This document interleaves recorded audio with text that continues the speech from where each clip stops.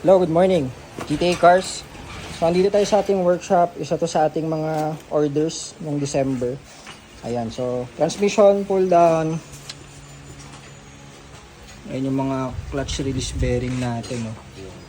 So, ito yung mismong transmission, guys, para may idea kayo. Ayan.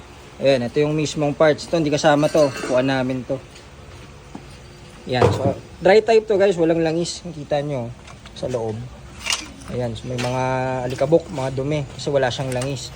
Ayan, so ito ang loob ng transmission nyo. Eh syempre over time, tulad nyan, 10 years na yung kotse. So wear and tear yan ng mga sasakyan.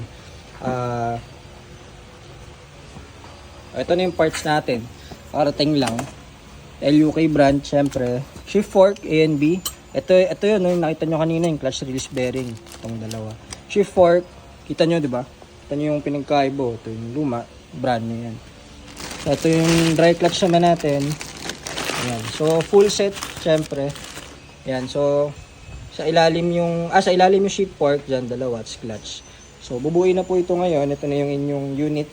At alam nyo naman, tagal yung parts. Kasi tayo nagpaparating yan. So, from the source yan, guys. Diyan dito sa ano. Kaya, minsan may mga delay. Mga customs natin. Ayan. So, brand nyo yan, syempre. LUK lahat. Para quality kasi marami dyan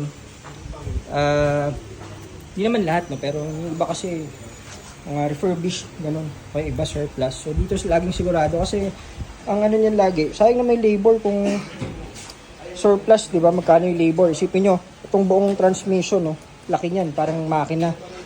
Ayun, dito nakalagay yan. So grabe yung labor niyan, guys. Kala nyo parang aangat lang yan. Kailangan niya ng yung boom, mabigat yan transmission. So para hindi na pa ulit-ulit, di pa balik-balik, make sure yung pyesa na ikakabit is all original and lahat specs ng para sa EcoSport na maayos. Kaya mag-ano masyado ng surplus kasi kaya ngayon nakabaklas, may problem na yun.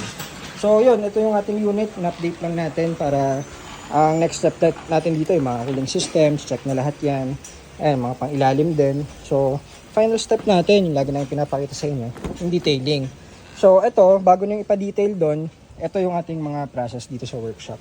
So, yun guys, ito yung ating EcoSport na titanium to. So, sold na to noong December pa.